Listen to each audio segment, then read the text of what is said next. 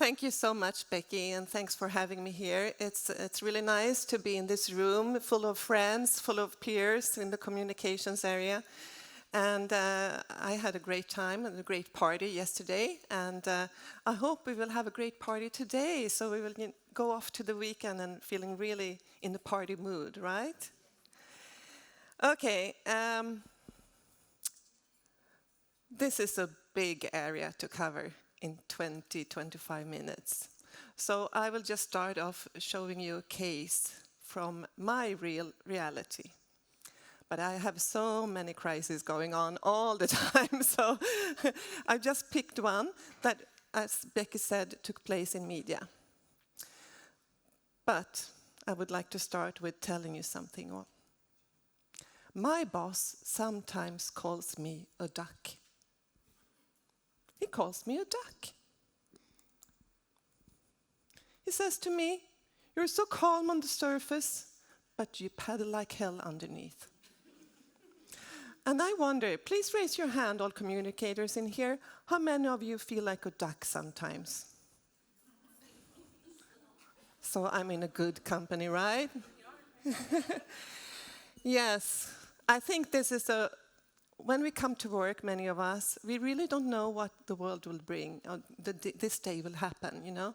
It can be, and I always have something going on that I haven't really planned, that I have to deal with. And there's always like a siren call going on, you know, what is happening in the world? What is happening inside the company? Will this cause a risk for our reputation? Or is there a potential for our reputation, you know, to strengthen it? And I think that is what public relation is about, actually. You know, to listen to the world, to listen to the company, what's happening? Are there any risks? Are there any potentials to use to strengthen our reputation? And this past 2 years has been possibly the most intense ones ever, and I have been paddling on quite stormy waters. But before I tell you more about that, I would like to give you some background and some introduction, and also to tell you about why I do the work I do.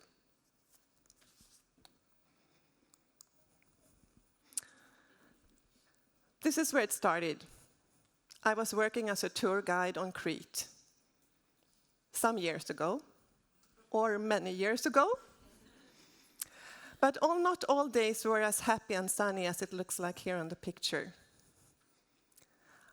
We faced suicide attempts, mental illness, illegal actions, alcoholism, drug abuse, and much, much more when we were meeting the people we met as tour guides.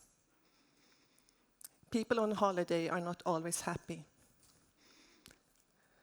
But I stayed in the business, in the service and hospitality business ever since then, until where I am now at Max. And I haven't regretted it a moment, because I love working with people. And I found out the best way to really connect with people, to build relations with people, and the customers and colleagues and everyone you meet when you work in the hospitality business. There are two things. First of all, you need to know communications. Communications is the tool to build a relationship. Communications is a tool to build relations with the people you meet every day. But there is another tool as well that I discovered. It is understanding. And I truly mean trying to understand the people you meet in every situation. And not just saying that I understand what you mean, but truly try to empathize and feel the person, the way the person feels. And that's also a very good tool if you want to handle crisis. But this is the person that has probably taught me the most about understanding. He is also my why. Why I get up in the morning and why I go to work. And you know Simon Sinek? Yes. He always talks about this why. Know your why. Know why is you go to work. And on my first job interview to Max, I met Christopher Bergfors, who is one of the owners and the vice president of the company. And he said to me, Marita, why do you want this job? And I said to him, I will show you why. And I showed him a picture of my son. And I said, firstly, he loves burgers. Secondly, his name is Max.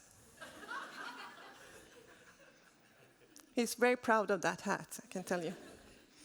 And thirdly, as you can see, he has Down syndrome.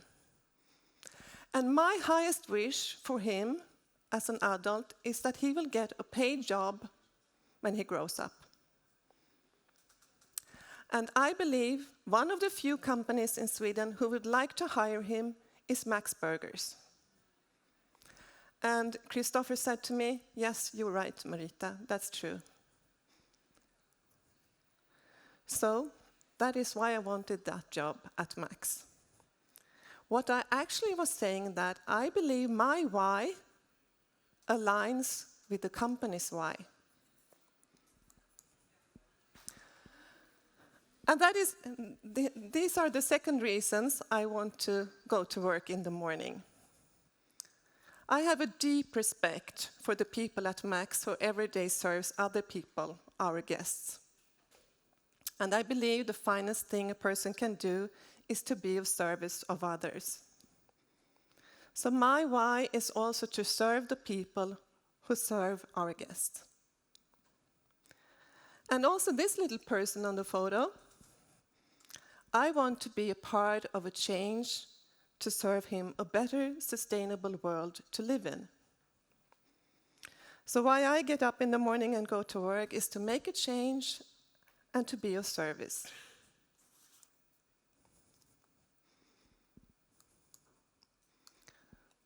So what I'm talking about here is that my personality, this is a human system. The character you see of me here on stage, the root system of me is my personality, my values. And the same goes for the company, the organization I work in and hopefully you work in. There's a structure, but underneath you have the culture, the values, the beliefs, and everything that is the corporate identity. And the best way to stand up for your values in a company is to have staff where there's an alignment, a value alignment between the personality and the culture. So what about Max then as a company? It was founded in 1968 by Kurt Bergfors and Britta in Gällivare, north of the Polar Circle in Sweden. It's a family-owned company, and it's today run by Richard, to the left you see here, and Christopher, and all of us other Maxare, as we call ourselves. They want to keep it in a family business for many generations to come. And in order to do that, they realized we need to have a planet to live on. They have a long-term vision, and they work on long-term basis. And of course, I think that is an advantage to work with sustainability as well, because you don't really have investors that want to have short-term profit all the time. They can work on long-term basis. And the values in the company is passionate. We're passionate about the taste and the quality of our food. It's personal. They want it to be a welcoming atmosphere at the restaurants. Simplicity. For all the guests to come, easy, accessible, and a fast and good service. Responsibility, which is the sustainability part of it all, which I will tell you more about. So, it all concludes in the mission. Max exists to make a good food in a good way for a good world. But actually, this is the one time it's better in Swedish. Max vill göra världen lite godare, and there's a double meaning. Better tasting burgers and a better world. So that's what we try to live by every day.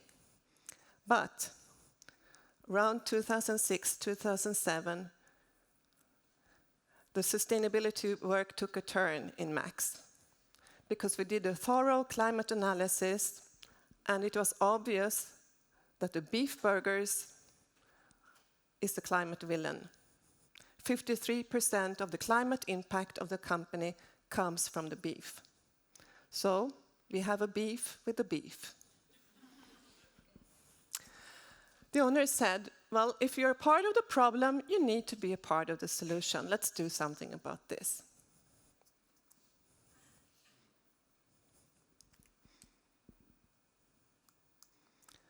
And the work started.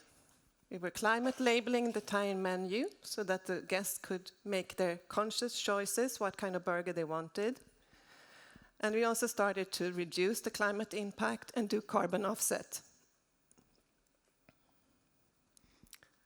But the biggest change perhaps came 1 month after the Paris Agreement in December 2015, when we fivefold the green burgers on the menu and created the green family. All green options, which has a much lower climate impact than the beef. And it was a huge success. It was the most successful product launch ever.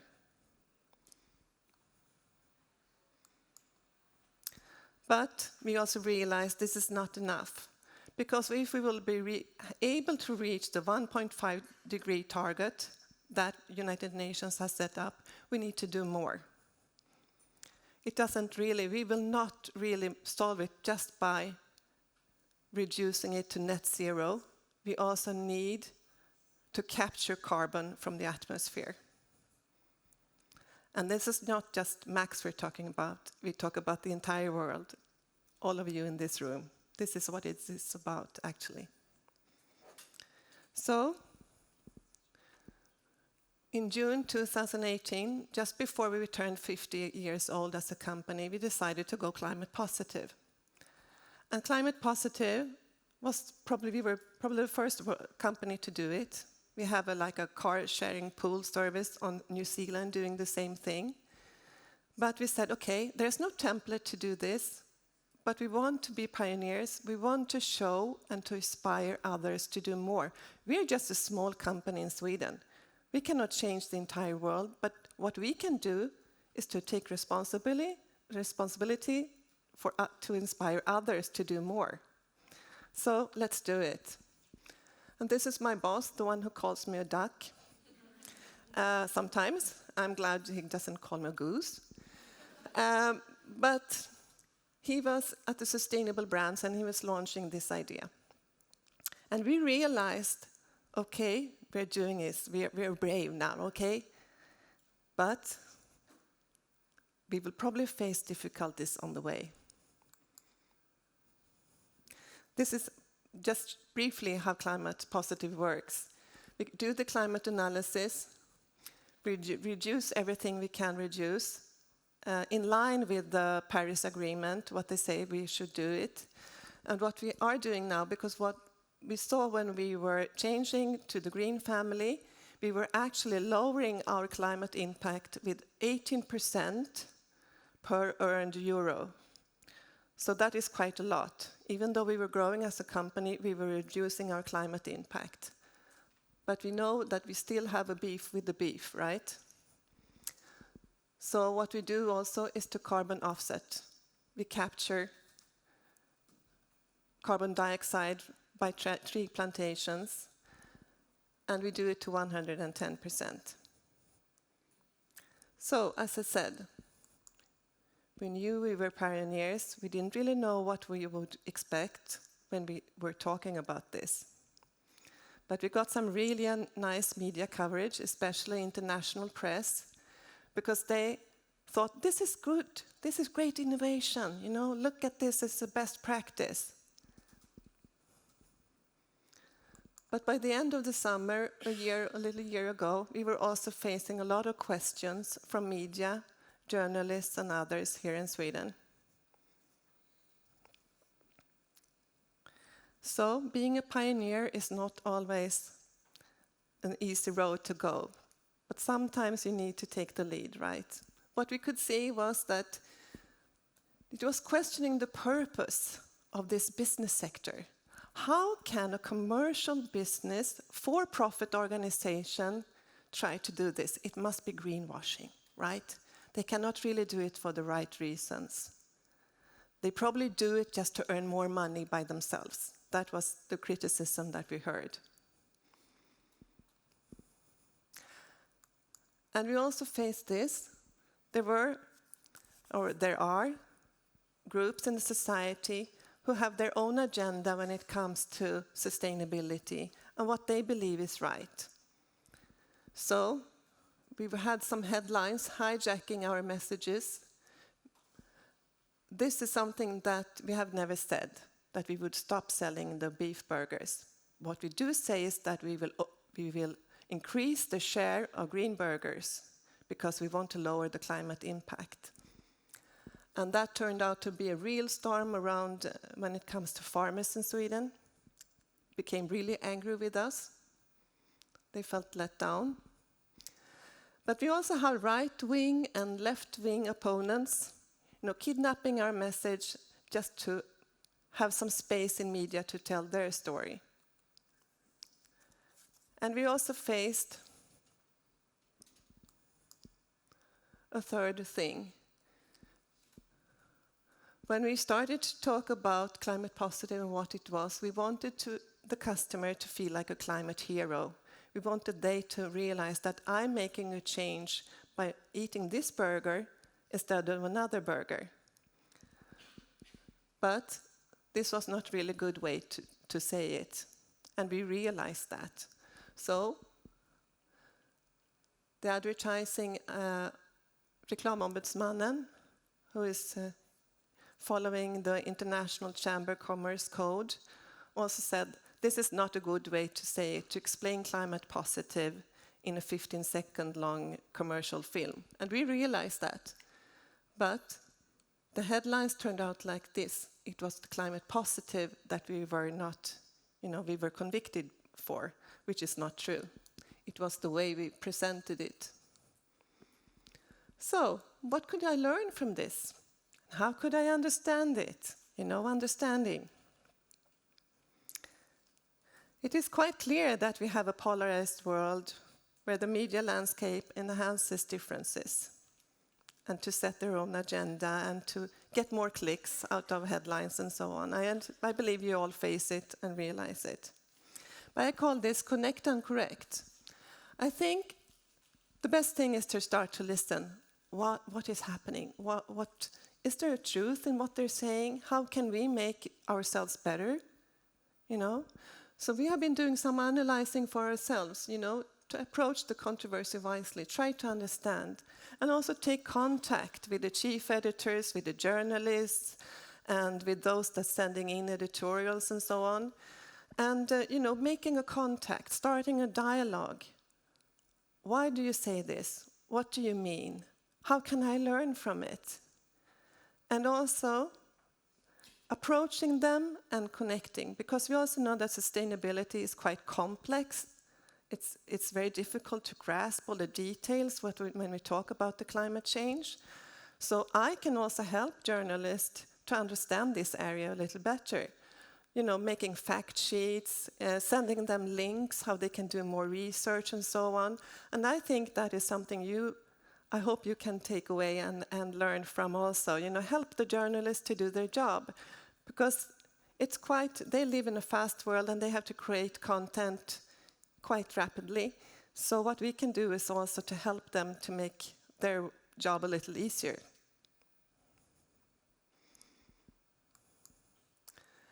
But I have some data, Brandy. It is easy when you're communicated to drown because you mostly see this backlash. And I think, is this what everybody's feeling about Max and what we're doing? Is this the truth that we see in the media? It turned out not really to be the case. So it is very important to keep track and get statistics and data, how your reputation and your brand is actually doing, right? Check the temperature of a brand.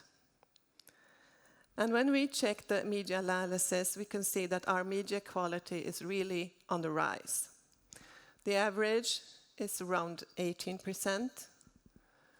And this first 6 months of this year, we were up to 30%. And that's the tonality of positive and neutral articles that have been written about Max. 95%. And what is important then to realize for me and for all of you in here is also that we can push out news, positive news about our company and what we're doing. So even though we have been talking a lot about sustainability and climate the past year, we also talk about our tasty burgers, we also talk about our excellent employees and so on and so forth. And all this, ends up in an overall media quality. So don't focus just on one area when you want to present news, focus on many areas. Talk about all the good things you do in many ways. And also the brand track shows a good way, because we have gone up from, our goal was actually to have 37 on the scale of 100, and we're now up on 38 on this, taking responsibility for the climate and the environment. And these are all the questions we ask every month to consumers. So this is actually the consumer talking directly. But perhaps the most comforting slide of them all is to see that also that we get lots of awards and a lot of knowledge, acknowledgement for the work we do. So the reputation index is up at 67, which is number 6 in Sweden. And sustainable brand index, we took a leap from last year's 19 to 13, and that is over 250 brands in Sweden. And also in September, UNFCCC from the United Nations said that Max was one of the award winners, one of the 15 award winners in the United Nations Global Climate Action Award. And the only Swedish company. So, I hope I will summarize it a bit for you. And some key understandings, not key takeaways, key understandings to bring along. For all of us in here, remember that always to stand in one foot in the media logics and one foot in the business logics, because we are the bridges between these two logics. We have to understand both worlds to help the company do the right decisions when it comes to communications and PR, and to help the journalists and to present the business logics in a good way. And be prepared in your company. Train. Do media training, have an emergency group. Be sure that you have the board with you. Be sure that your CEO is with you. Because this is important stuff. Because if the crisis enhances, it can be a really hard downfall. So you always have to build and strengthen the reputation, so you have good credibility, and when the crisis comes, you still have the strength in the company to stand against it, right? Monitor and analyze. Choose your battles. Not all battles that comes to media is worth, really digging into. Because if there's a personal attack or if there's a mob going on from media, I'm not really sure that we should really get into it. Close the door instead. And always remember the 4 psychological responses to a crisis. Face, fight, flight, and freeze. Be sure to prepare that most of you can handle the face part. I know that when I'm under pressure, I have a tendency to fight. That is my personality.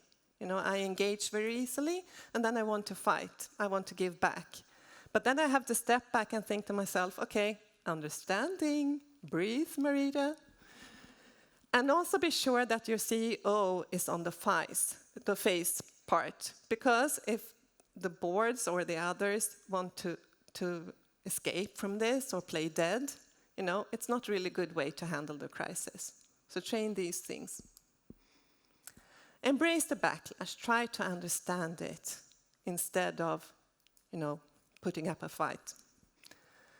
And also remember that you must stand up for your actions, but you don't have to stand accountable for other people's agenda or responsibilities. Know your fence. Know your playing field. This is what we are talking about. This is what we are responsible for.